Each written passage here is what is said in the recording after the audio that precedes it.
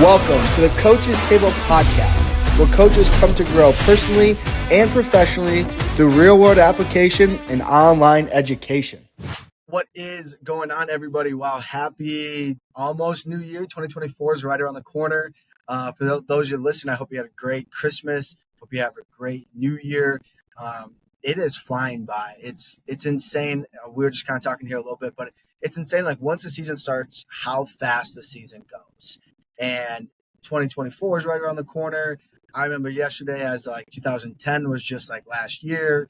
And it's just like the years just keep stacking and stacking. And you're like, holy cow, it's moving. But that is, for you guys to have a good time with. So guys, for today's episode and today's guest, I'm very excited about it because it's an element that we have not had on the podcast yet, but it's an element that I think has such a massive impact on not only yourself, but your athletes.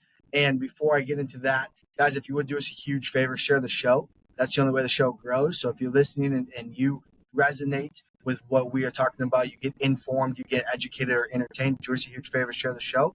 If you're on Spotify or YouTube, share the show. It's the fastest way the show grows. It's the easiest way to allow people to say, hey, you should listen to this because it's beneficial for you. And do us a huge favor and leave a review. The review is the most important thing. And if you would do that, it lets other coaches know this is worth your time of listening to. And for those of you that are doing that, I do appreciate that. So without further ado, we have a very special guest, Dr. Emily Wright. What is going on? Not much, Kendrick. Thanks for having me. Absolutely. Thank you.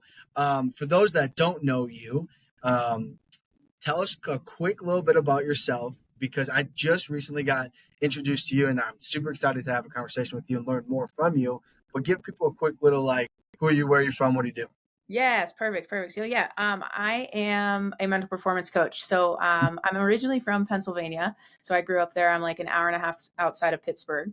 And I did my undergrad work at Penn State. So I'm a Nittany Lion at heart. Okay. Blue and white. Yeah. So I got a degree in psychology, minored in kinesiology. I was a multi-sport athlete growing up myself, played basketball, soccer, ran track, cross country, kind of did all the things. And for me, I guess I can maybe just tell a little bit of my backstory, just to how I got into this stuff, like with mental performance coach. For me, playing sports, I did everything you could do physically to be a really good athlete. Like I had private coaches. I was, like every extra thing you could do on top of practice, I was doing.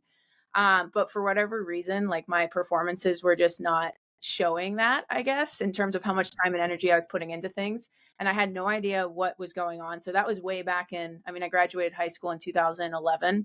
Sure. Anyways, I went through sports and I really struggled and I didn't know why. And I fast forward, go to college and I took a sports psych class and I had no idea that stuff existed. I was like, you could work with athletes or you could be in a field where you're helping other people and you're also studying sports, which are two things that I really enjoyed. So anyways, I took that class and I looked back at my sport experience. I was like, oh my gosh, like I really struggled with my mental game. And I didn't even know it existed. I sucked at being positive and I was awful. Like, super negative, no confidence. Like I would approach things like trying to kind of create, kind of like a cushion for myself. If I didn't perform well, I'd go into it being like, oh, they're really good. So like, if I don't play that well, that's why. So like a lot of that kind of thing going on. And anyways, I had no idea that was something that I struggled with because I didn't know it existed. So it was after taking that class that I was like, okay, I'm going to go do this. So I ended up going to Miami of Ohio for my master's in sports psych. Really enjoyed school at that point still. So I was like, we'll keep going. So then after that, I ended up at Michigan State doing my PhD in sports psych as well, where that was a really good experience. That was 4 years of my life where I was obviously still doing school. But I got some opportunities to work from that mental performance coaching standpoint with Michigan State women's tennis team and then a couple of hockey programs around the area local. So that just kind of solidified that I wanted to do this for my career. And then, I guess where I'm at now is, I'm a mental performance coach for IMG Academy Plus. So that's fully remote and I'm working with kids all over the US. And some outside of the U.S. On their mental performance and different areas. And then I also just recently started my own private practice. So that was last March. So doing all the things right now. That's amazing. And you also do leadership at Miami, Ohio, right? Yep. So I am working in the athletic department at Miami of Ohio, and I run it's called Champions for Life Leadership Academy. So I'm running the Leadership Academy for just a couple cohorts of freshmen, sophomores, juniors, and seniors. Really working on there's a lot of overlap with what I do with the mental performance coaching. We work on life skills development, which I think mental performance training in itself is it's life skills training. And then just getting kids ready for life after sports. So that's something that I'm working on right now. That's something that I think a lot of athletes, myself included, when I stopped playing, you have that identity crisis, right? And you go, who am I? Like, what do I do? I've always been known as the football guy, as the basketball guy, as the tennis girl, as whatever, right? And you kind of go through this phase. I think you know this, but you go through this phase of like, what do I do now? Who do I attach my identity to? Because for 16, 18, 20, 25 years of your life, you were that guy or that girl or that sport or whatever the case may be. And the reality of it, you know this and I know this, is that 90+% of our athletes aren't going pro, right? Yeah. They aren't playing at the next level.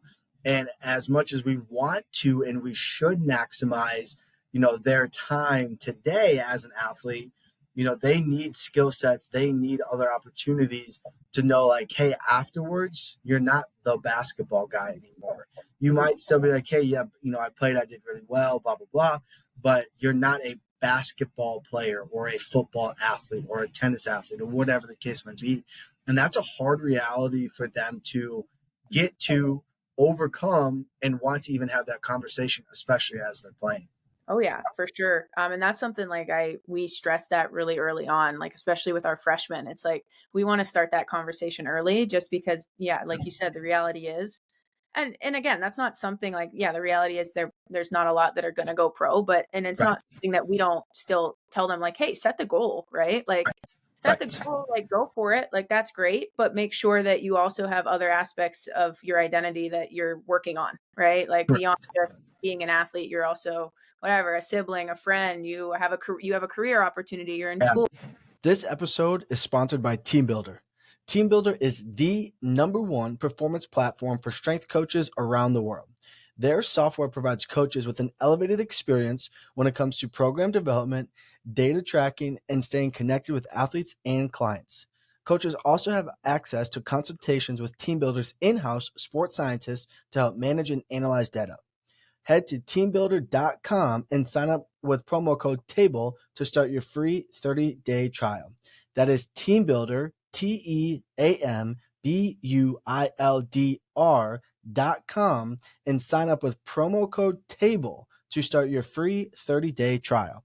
So just trying to kind of set that tone early and help them recognize that sooner rather than later. Because I think, when you wait till, you're a senior in college and then you don't know anything else, that can be a harsh reality check going into the real world. So yeah, very much. Hey, earlier you said something about, you weren't very positive when you were playing sports.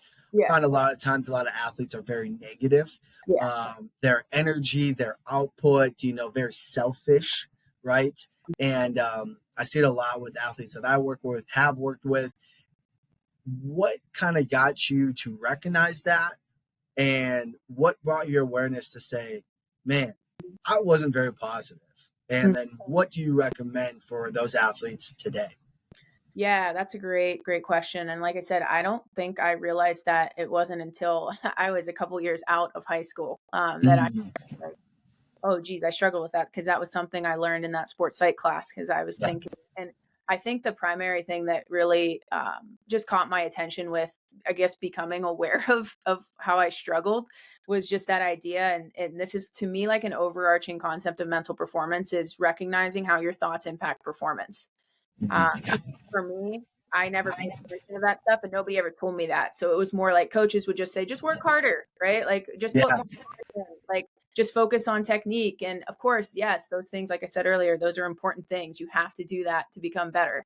But at that point, that wasn't the issue. I just didn't know what it was. Coaches didn't know either. We just didn't talk about it as much. I don't think, however long ago that was. Yeah. Well, yeah, anyways, so how your thoughts impact performance, that really built my awareness because when you break it down, you're like, the way you think is going to impact how you feel. And I don't mean just like feelings like, okay, I'm frustrated or I'm angry or I'm happy, Right. sad. Like, sure, that might be part of it. But I think feelings wise, it's going to impact your confidence levels, your belief in yourself. Focus.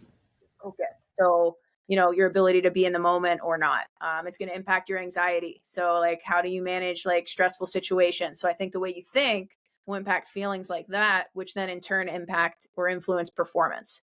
So, being aware of that, then to know, okay, how are you thinking in certain situations? And I think the bigger piece of that would be recognizing like you're in control of it. Cause I think that's something I didn't really think about, obviously, playing sports. It's like, you have full control over the way you think and your attitude.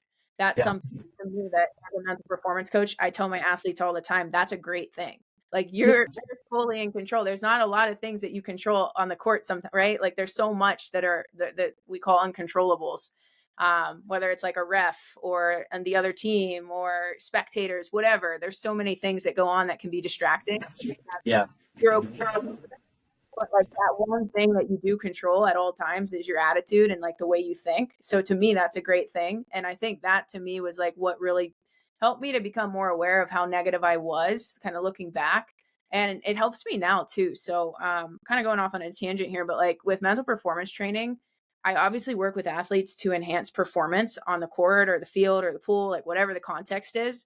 But I always will try to emphasize like, yeah, these are really important strategies and skills to help you do better in your sport. But at the same time, like these are life skills that you're going to take with you beyond that. Yeah. And that to me is super important. And I use it today. Like I try to practice what I preach. Easier said than done sometimes. Yeah, that's kind of how I view it. And that's something I think just recognizing that was helpful for me. Um, yeah. Absolutely. And so, you know, because I was a former athlete too. Yeah.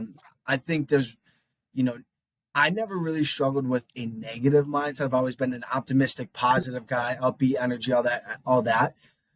But I have been around a lot of people that do struggle or are negative, and I'm just like, man, what is your problem? Like, I don't understand because what you said, you get to control your thoughts, Mhm. your emotions, and then how you respond to things. Now, it doesn't mean I'm perfect because I'm definitely not, but it's interesting when guys will come in or girls will come in, and it's like somebody just they appear like somebody just beat your dog up. Like, why are you so down? Like, Yeah.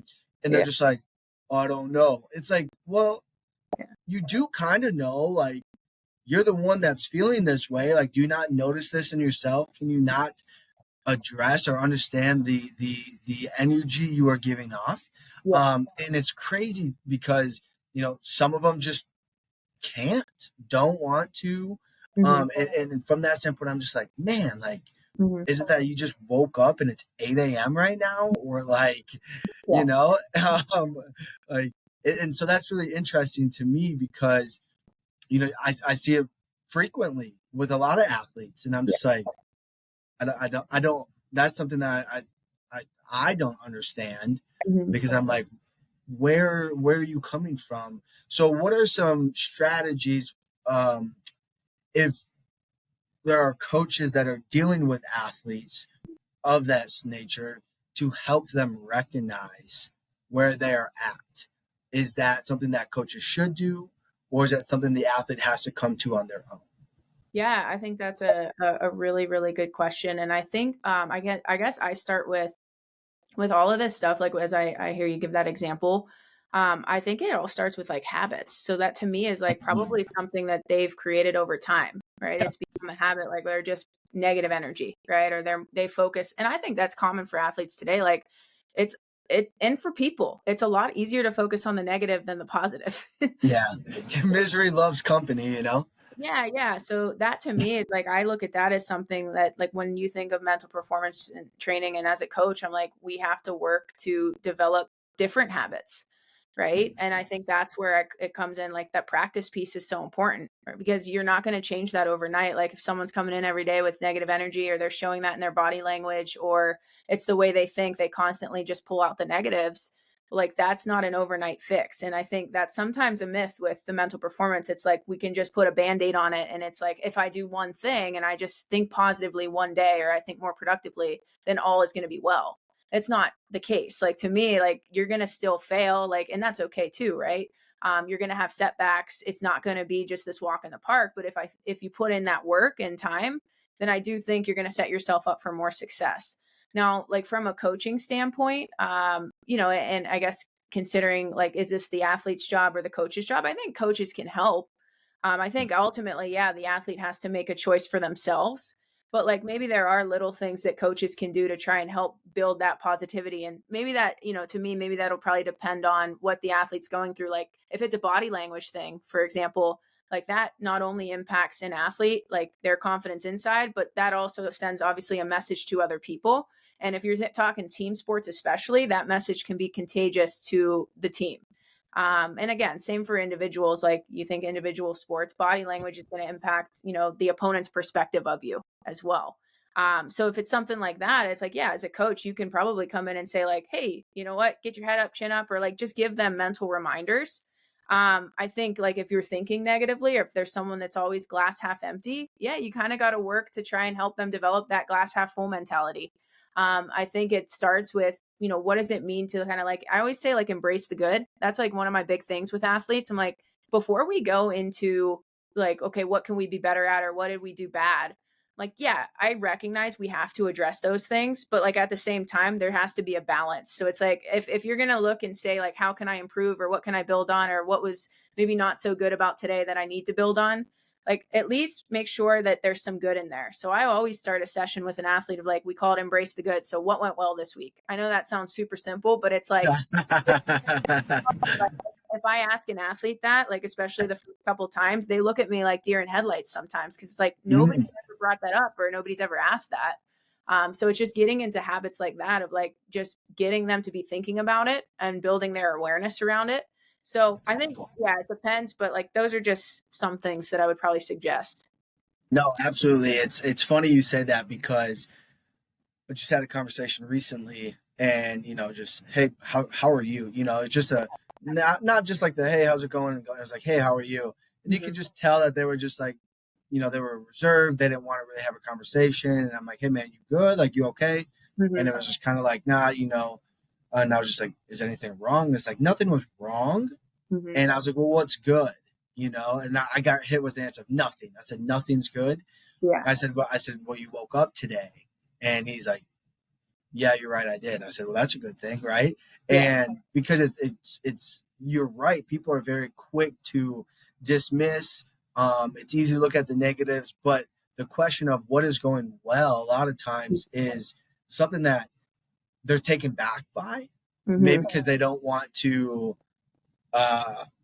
recognize the good things in their life. Like, I'm Yeah. like, we just flew across the country and didn't get in a plane crash. That's a good thing. Like we have food. That's a good thing. Like to me, there's a lot of good things, right? But it was just like, I'm like, man, like, well, you woke up today. That's good. And just like that, he was like, yeah, you're right. I did. I'm like, absolutely. Like you should. Let's not focus on the negatives. Let's focus on For sure. And I think too, like, just thinking of strategies, or like, this is something I see a lot.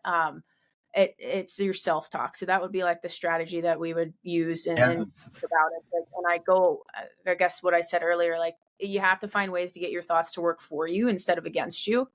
And I think often like it's easier to be negative, where it's like we even like how we think or what we say to ourselves, like, don't miss this shot, or you can't mess this up. And like you think like that language, right? Like, don't do this. Well, all you do is direct your attention to the obstacle, right? And that's all you're focused on. And usually I would say 9 times out of 10, like you're telling yourself not to do something because you're focused solely on that, it's going to result. Like it's almost like a self-fulfilling prophecy. So I yeah. also spend a lot of time with athletes just trying to get them to like shift and reframe like that unproductive self-talk, where it's like, instead of the can'ts, the don'ts, even the have tos, because I think have tos put a lot of pressure on kids sometimes. Well, I have to play well today. No, you don't. Like you can want to, right? You can. You can say I'm going to. You don't have to do anything. So I think it's also working to kind of shift or reframe that unproductive self-talk to something more helpful, where I always start with like, I can, I will, I am, I want to statements. And that would be a starting point where it's like, okay, if you want to work on thinking more positively, then we have to start shifting the way you're thinking in that language. So like I'll have them journal. It'll be like a reflection of like this week. If you have unproductive thoughts, I do want you to write them down, but like, how can we reframe that into something like, okay, instead of saying, don't miss this shot, couldn't we say like, I want to hit this shot? So you direct your attention to what you want to do instead of what you don't want to do. So that would be something else that I think I see a lot with athletes, just the way they think in that language. How about, yeah, I agree with you 100% too, because a lot of them, they feel like they have to do things, especially in the college athletic world where there's Yeah. a lot of hands in a team setting. And Yeah. it's like you have, the nutritionist or dietitian that's telling you have to eat like X. And then the coach is saying you got to do this. And then you got the strength coach. And then you got the AT. And then, like your time is pushed and pulled Yeah. many directions from a multitude of different people whose all goal and intent is to help you perform the best. Yeah. And I believe a lot of them, the majority of them, all do so with a positive intent, but a lot of them get treated poorly due to athletes' poor attitudes, efforts, the way in which they communicate. How important is reframing? Because a lot of athletes are very outcome oriented, and so are people, which is not a bad thing because outcome gives us purpose, and we get to say, I'm Yep. better than you are, or whatever the case may be. I performed better, I had a good day. Instead of them focusing so much on the outcome, how important is the reframe in the habit? So we know the outcome is going to occur if I do X, Y, and Z. Mm-hmm. But a lot of times, the people call it falling in love with the process. What do you see when athletes are so outcome oriented rather than habit oriented or process oriented? Yes, I love this conversation because it's something that, again, I talk about all the time. And I Yes. totally agree with you. There's nothing wrong with being outcome oriented or like setting like an outcome goal, right? Like it's like and I think of that for athletes, like what Yeah. athlete doesn't want to win, Of right? course. Or like Right. be the best that they can be. And I'm always, again, I never take that away from an athlete. Yeah, we need to have those outcomes. They are important, especially as you continue to go up the ladder, right? Like winning is Yeah. important. Yep. I think Yep. there is though that balance where I go to this idea of like, how are you defining success? Right. So like if we're solely defining success based on outcome and results, that's very black and white. And Right. a lot of times what I see with that, like if you're only focused on outcome and results, then a lot of I guess the mental performance things that come up with athletes, see a lot of perfectionism. I see a Mhm. lot of fear of failure. And I see a lot of like issues and inconsistencies with confidence. Because if you're only defining your success based on outcome and results, that to me is not 100% in your control. So it's going to be inconsistent. So it's like you don't control the other team. You could go out and have the best game of your life individually or as a team, and you can still lose. Now, does that mean that you're a failure, or does that mean that like you didn't play well? No, but like if you're only defining success based on the wins and the loss columns, then you're going to have some trouble because I just don't think that's sustainable. And I think it's, again, you don't have full control. So I think like what you brought up about process is so important. And I talk a lot with my athletes about like, how do you define your success? And we want to define it based on things that they do control. So I think like what you said, like process focus is 100% in their control. And how you get to the outcomes you want are, it's when you focus on the little steps to get there. The Yeah. so I always think about, success in terms of what you control. Okay, process. How about being present in the moment? Like, let's not dwell on the past and like the last game that something didn't go your way, or let's also not think like 5 games ahead in the future. Like maybe our success can be defined on, are you present? Like, are you, I always say this, but like I probably stole it from someone, but like be where your feet are, right? Like they're right under you. I think another way to define success that helps to kind of focus them on the right things would be on your own improvement. I think that's a struggle sometimes for athletes because there are so many different voices and there's so many different, again, the expectations for a high performing athlete, they're high, right? Yeah.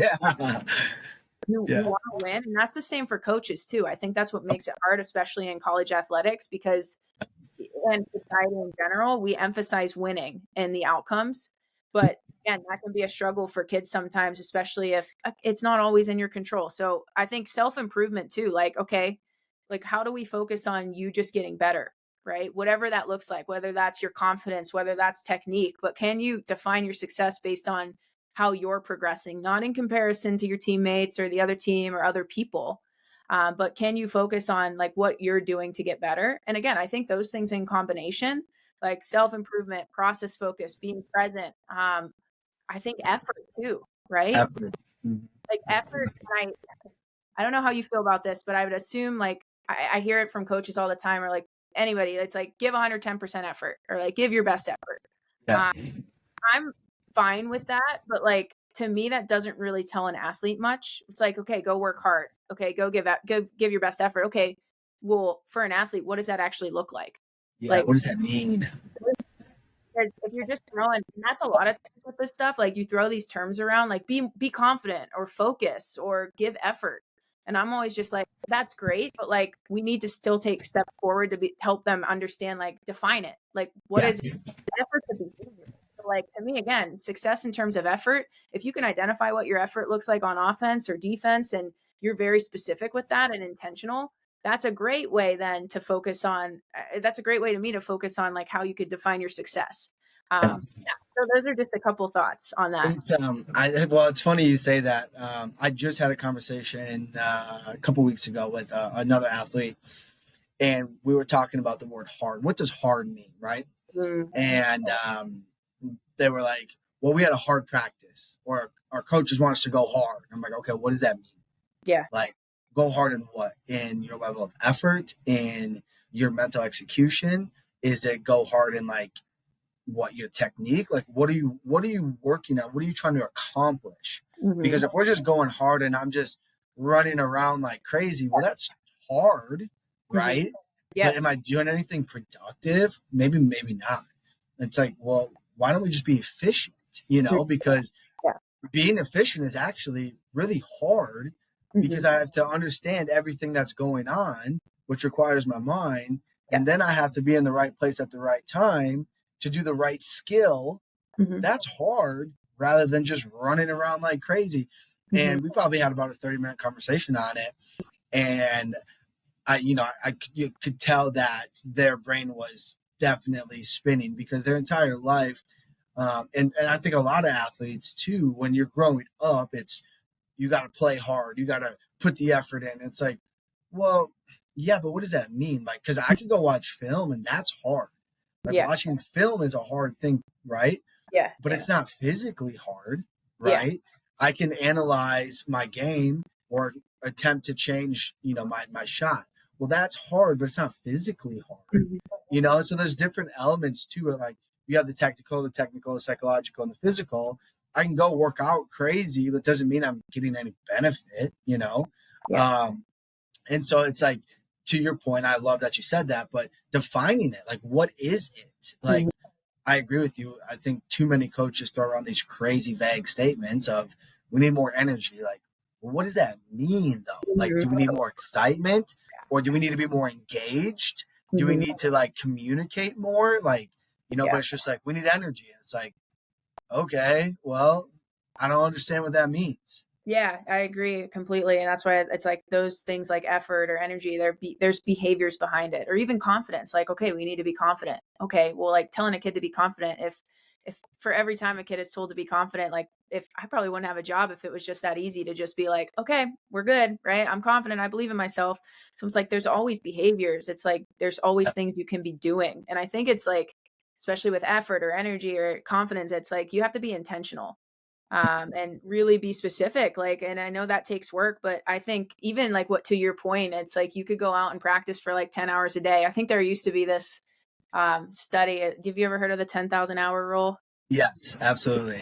Where it's like that was like, okay, if you just put 10,000 hours in, you're going to become an expert. And I know that's very like that's Sure. short version, Yeah. but I mean, that's where you find like, no, like we actually have to consider maybe it's quality over quantity sometimes, right? Like, and not even sometimes, I'd say all the time, right? Like you could go out and practice 4 or 5 hours a day.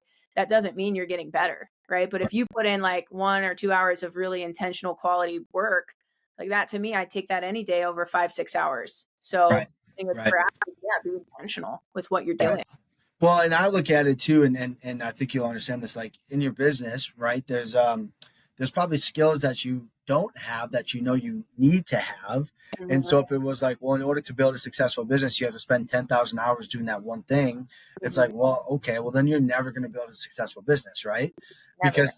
Because there's so many skill sets of running Yeah, that those 10,000 hours are going to be your entire lifetime, right? yeah. But it's like, well, if I can become good, if I can become sufficient and efficient in Mhm. in X, whatever it is, creating a landing page. Cool, there you go, right? Maybe it only takes you 4 hours, but Yeah. then you tweak and then you go from there, right? So all of it is skill sets. One thing I'm curious on with confidence with athletes. Mhm, One thing I've noticed with myself as I've gotten older and gone through the military and done some rigorous things, mhm, I am the most confident when I keep promises to myself, mhm. i.e., I'm going to go do a workout, I'm going to track my food, I'm going to read, I'm going to do etc. When I don't keep those promises, when I tell myself I'm going to do something and I don't do that, I my confidence diminishes quickly. Mhm, Do you see that to be similar with athletes? I don't know if they tell themselves promises, mhm. but I see it with their effort. Like when I don't put the effort in, Yeah, because to me that's preparation. yeah, When I don't put the effort in, and it's time for that event or performance to occur, I doubt myself tremendously. And I yeah. see this with athletes too. But it's like when you do put the effort in, and you do work hard, and you do go through those hard things, you're like, shit, man, I got this. This is easy. Oh yeah, for sure. I see that all the time. Like, and I think confidence, like one word that you brought up to me that really stands out is preparation. And I always think about like, to me, commitment creates confidence. And it is I actually, I listened to this podcast. It's called, the Hard 90 podcast, Zach Sorensen. And he does these little like blurbs. They're like less than 5 minute videos, really practical. But I listened to one the other day. It was, it's like confidence is something you do, not just something you get. And I really, really like that because again, it goes back to that idea of behaviors. It goes to preparation. So it's like, I think a lot of athletes fall short there with confidence because we assume like, okay, we're just going to get it or we are or we're not. It's like a light switch. You either have it or you don't. But to me, confidence it's a constant work in progress. And even no matter where you're at on the scale, like if you have really high confidence or it's like somewhere in the middle or really low, it's like you have to constantly work at that. Like that's not something that you're just gonna like, okay, you're up here and then you do nothing about it or you don't do anything to prepare. It's not gonna stay there. Yeah. So it's like a constant just process of, working to maintain it, regain it, build it. And I do think that comes from behavior. And I stick with that quote. I use that all the time. Confidence is something you do, not just something you get. So like, how are you building it into your routines? What are you doing every day in and day out to kind of commit to what you want? And that to me is like when we can identify specific behaviors that help a kid to be more confident, then we're going and we're going somewhere with that. We're moving in the right direction. And I think that like with confidence, I think yeah, you're going to get confidence from things like winning, right? Or coaches. Like, yeah, and that's great. And I hope that you Yeah. do, right? Like I hope that that does give you confidence. But again, going back to what's in your control, if that's the only way you're gaining your confidence, if you're getting compliments from a coach or like you guys are really successful, then I'm a little bit concerned because that stuff can be taken away or you might not always get it. So I'm thinking from that athlete perspective, okay, like what are we doing to be your own source of confidence? Like what are you actually doing to know that like, hey, if you aren't getting that coach feedback that you like, you know, how are we kind of working on that on our own? So like what are we doing about it? Also, if you can hear my dog barking, sorry. Yeah, you're good. So to that, because here's what I see with athletes I work with. To your exact point, I agree with you 100%. Yeah. Is that two things? One, I think it's a false dichotomy per se when they have a little bit of success from a Mhm. team standpoint, and then they're like, "Well, I'm the best ever." It's like, yeah, but you're not. Let's settle down there. But then their ecosystem around them is telling them, you're so good, and you scored all these points, and you got all these rebounds, or you made all these tackles, and they just build them up more and more, and it's the family wants them to do well, and I respect that, but it's like you got to understand the context of everything else, right? And so in their ear they hear all this, you're the best, you're so good, blah blah blah blah blah blah, And then they're reinforced on these phones and social media and how great they are and blah, blah, blah. So then it's like, hey, man, you need to put the work in. And they're like, what are you talking about? I got 50,000 followers on Instagram. I'm already so good. And everybody tells me I'm amazing. And then it's like, there's one or two people. It's like, bro, you're not that good. Or Yeah. they go and they play somebody that does put the work in, the Yeah. preparation. And then they like want to come back and be like, I just got to work so hard. It's like, no, that's not the case now because you got exposed or whatever the case may be. But I see that so much in this false, the confidence isn't coming from them. It's coming from all these external sources, Yeah. and it just builds an ego. And it's like, but you haven't earned it, you know? Yeah. And that'll catch up, right? Like that to me is like that you know, maybe for the time being, yeah, you're riding high, but like you will fall off, like, especially if you're not putting in the work. Yeah. So I think, yeah, confidence is a big one. I think I see I mean, that's the big area or just a big topic I see with athletes, especially high school and beyond. Even younger kids now. And I think that's just a function of like, there's so much pressure on kids now and everybody wants like confidence, fear of failure, like perfectionism. And I think that's really stems from like so much emphasis on outcomes and results. Yeah. So Yeah. Okay. So routines wise, yeah, I know when I played and probably when you were an athlete, you had all these routines as well. What do you recommend? Okay. So first things first, they should have a nutritional routine. And then they shouldn't, the recommendation is don't change your game day routine from your practice routine, but you see it all the time. And then, people like can't play because they're on the toilet or whatever. It's like, come on. It's like, come on, what are you doing? Yeah. Is it the same thing with their mental game? Oh yeah. Yeah, I would say, and I work again. If we think, I have two thoughts here. Like I think pre-performance routines we work on a lot, and also like in the game. Like I think a lot about like a reset routine, like a Okay. plan. But yeah, pre-performance wise, yeah, that's not something that I would recommend. Like if I work with an athlete on developing a routine, I'm not telling them to like take that into the game like tomorrow. But I am working with them to develop something that, again, puts them in full control. So like a pre-performance routine, to me, it's great because it ensures complete physical and mental preparation. And that's usually the combination where like you're physically preparing, you're mentally preparing. Sometimes I've worked with Christina Chu on, we tie in nutrition, like what that looks like part of the routine.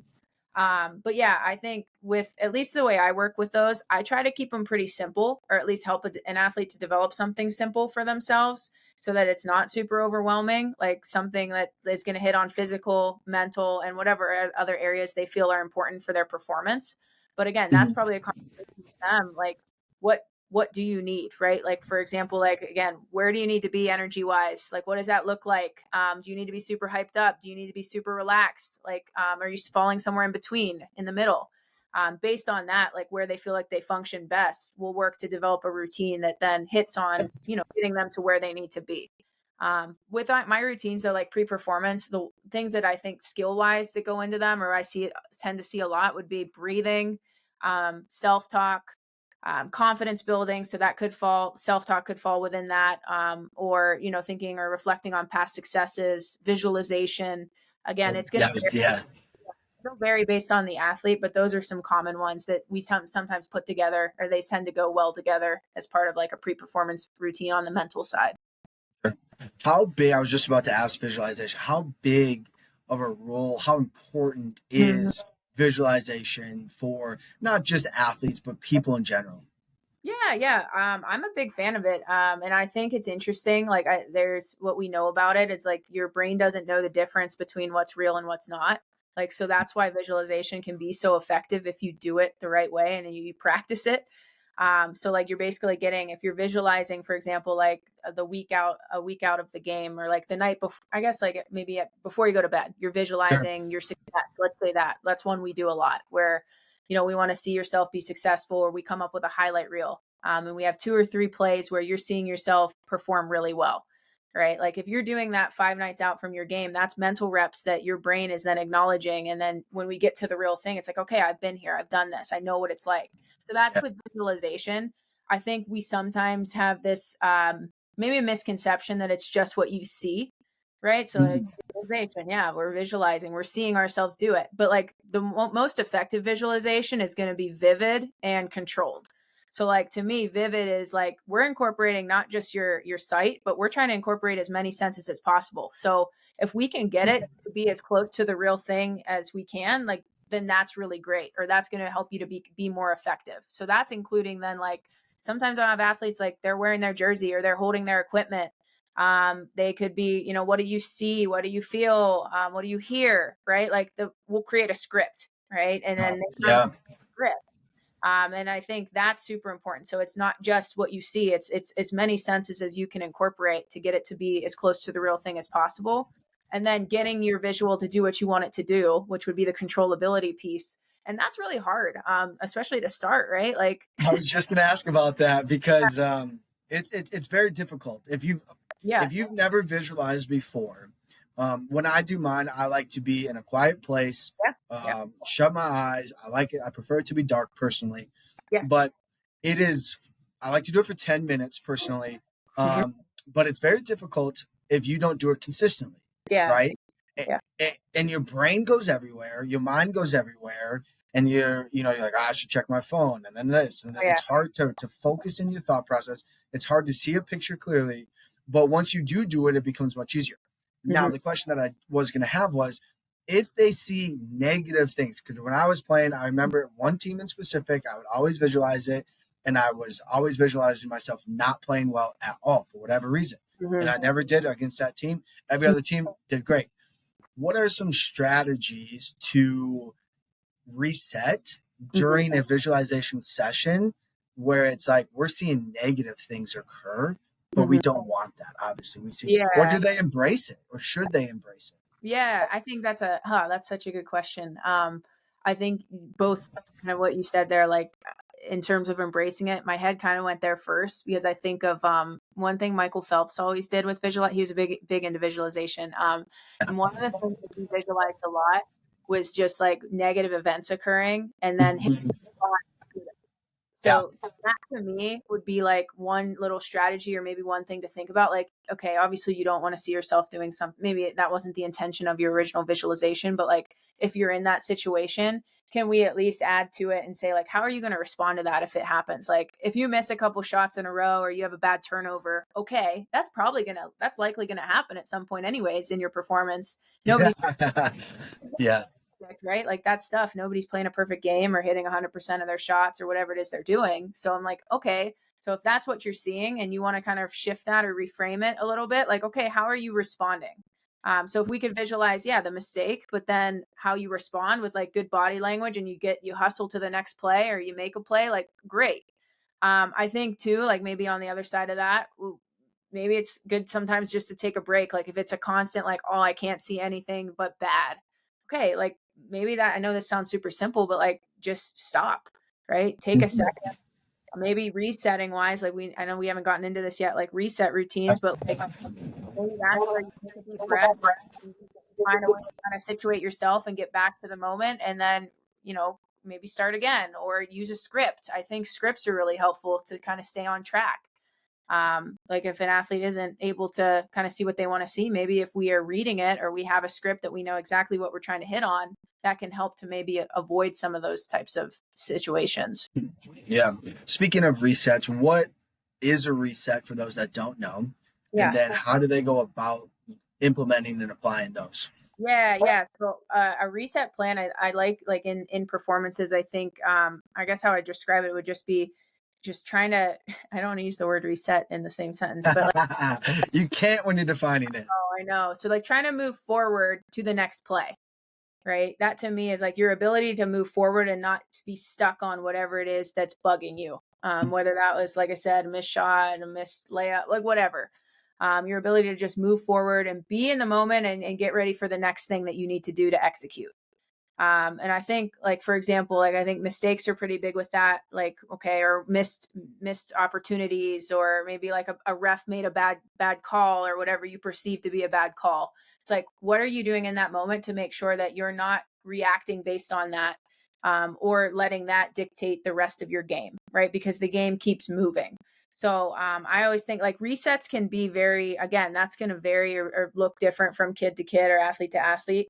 But like one that I really like is the 3 R's routine. So I always think like respond, relax, refocus. And I think like, okay, so in that initial situation, if let's say you have a turnover, I think a common thing to do with that would be to get upset or to maybe react based on emotion. To me, it's like, how are we responding rather than reacting? Because, to me, like you need that time. Emotions are going to happen. I don't think you have full control over emotions. Like you're going to be frustrated if that happens. Yeah. But it's what you do next with it. So it's like, how are you responding? All right. And then from there, I think we need to relax because I think we get too worked up sometimes, or we get tense, and we're panicked, and then we kind of go too fast with things, right? Like we don't slow it down. So like take a deep breath and then refocus on next play. All right. So what are we doing to refocus? Like, and I always just ask, like, what's my job right now? That's kind of like a cue. What's my job? Your job is to execute X, Y, and Z. Okay, just focus on that. Or like, how can I give effort? I try to give, with an athlete, it's like, what's one thing that's going to help you get to the next play? Maybe it's identifying your effort. Maybe it is what's my job right now, process focus, right? Yeah. Yeah, just anything that they can kind of leave whatever happened in the past and move on to the next play. Yeah, you see that so much. We talk about next play, best play, but you Yeah. see it so much on how, one play, a team, an individual can get so hung up on it. Yeah. And it's like, you just can't get over that. Like, and then they go and they sit the bench and then they sit there and they ponder it. Right. And it's just so crazy. It's like, man, if you would just let that go Mm-hmm. and then redirect your efforts and your attitude to Mm-hmm. something positive that can help the team. Like here's what you see a lot in basketball, and it's just like, oh, what are you doing?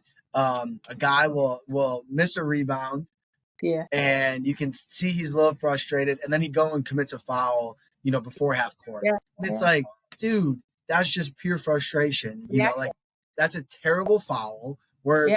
40 plus feet away from the basket. Like he hasn't crossed half court, Mhm. completely unnecessary, but it's purely out of emotion. Yeah.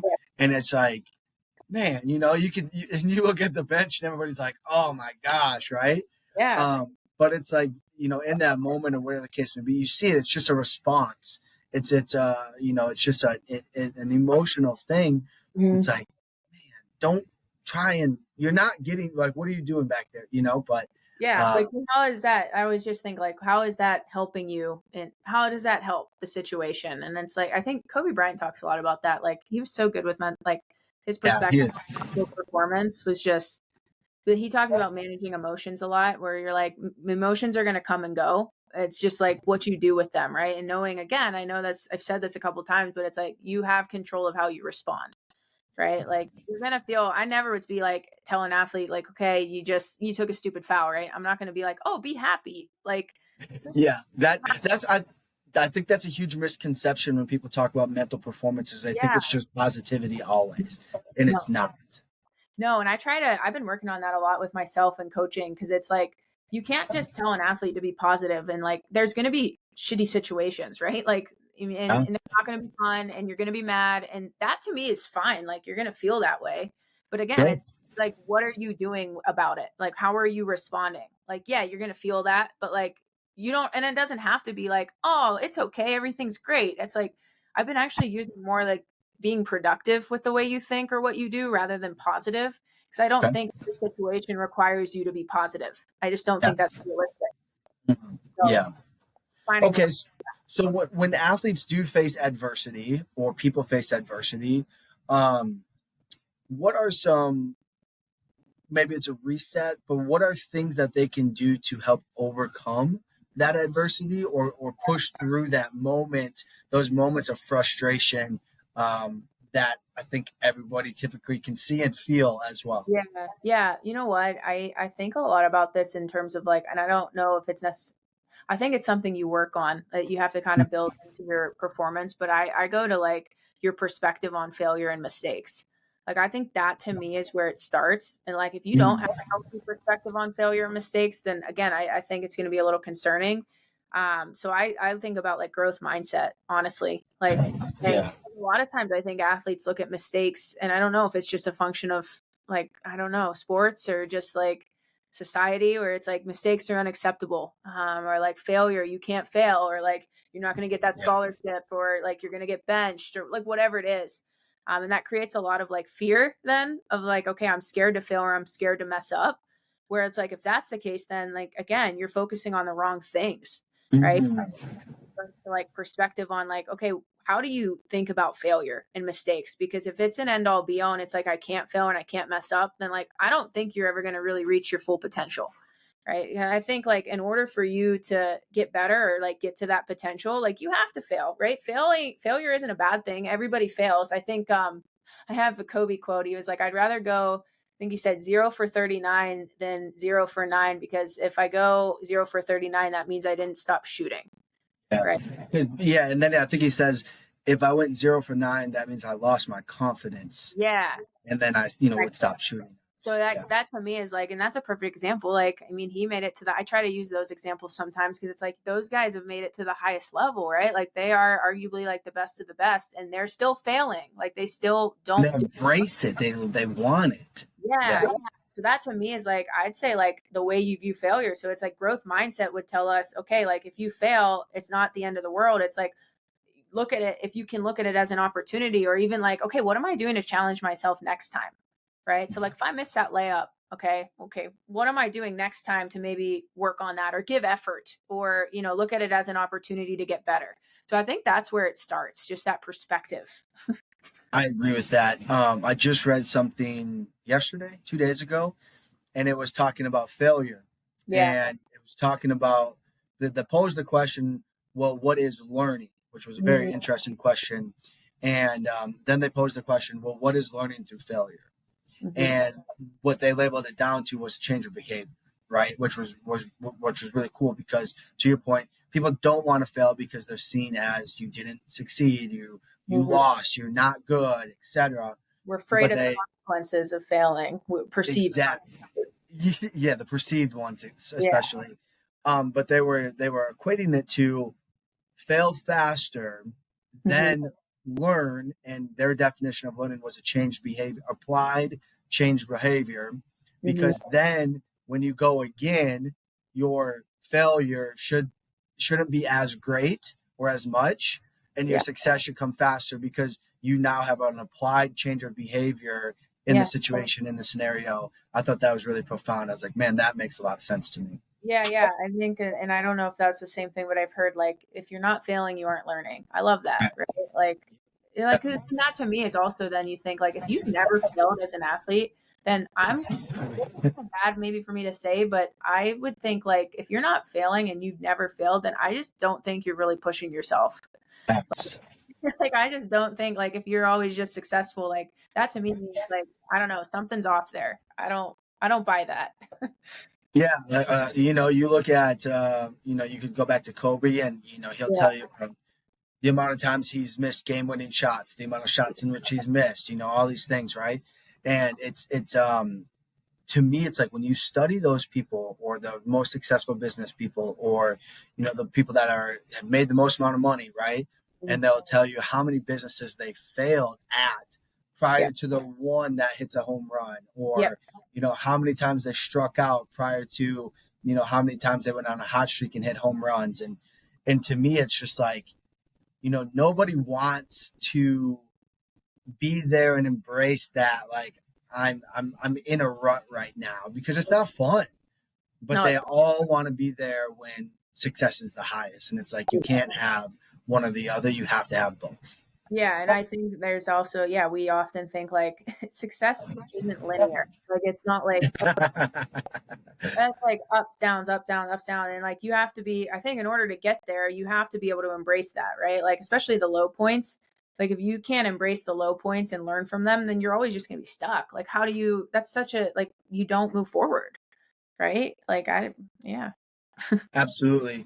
Emily, I absolutely love this conversation. I feel like we could continue to talk about this for hours. I love mental performance. I think it's, I've always loved it. I mean, I think it's something that we need more of, and people need to be held accountable more to that. I think people need to be held more accountable more in general, but just with the mental game as well. where can people find you online? And then if they wanted to work with you, what does that look like?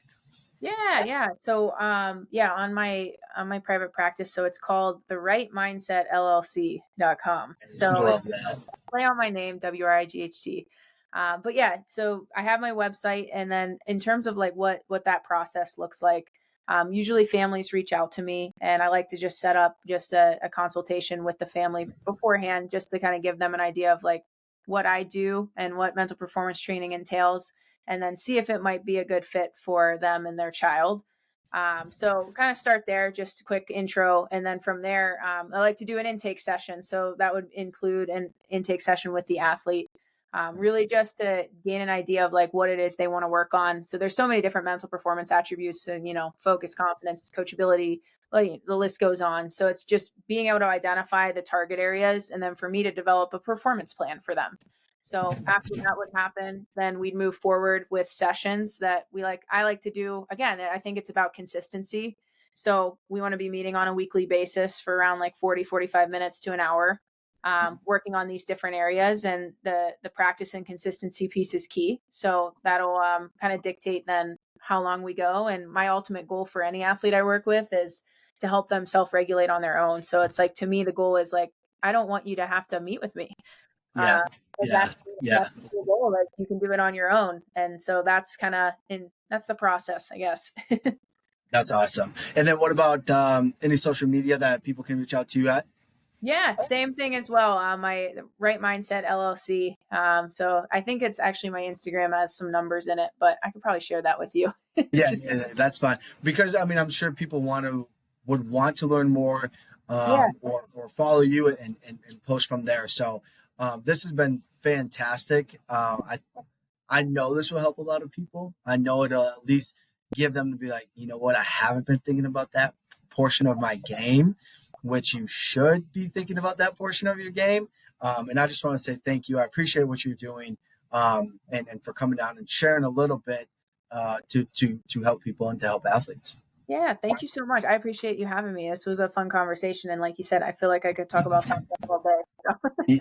Yeah, absolutely right. So maybe we'll have you on again, and do like Yeah. another advanced one, because I think it's hard to capture how Mhm. intelligent and amazing people are in just a short hour or some change, right?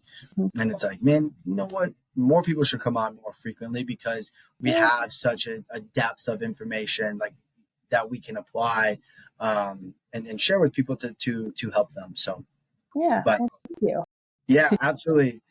Guys, look, if you are listening to this and you're like, hey, you know what, that was fantastic, do us a huge favor, share the show, go reach out to Emily, go follow her on social media, tap in with her and see how you can boost your mental game, because I think it's an element that you're probably missing and haven't been focusing on.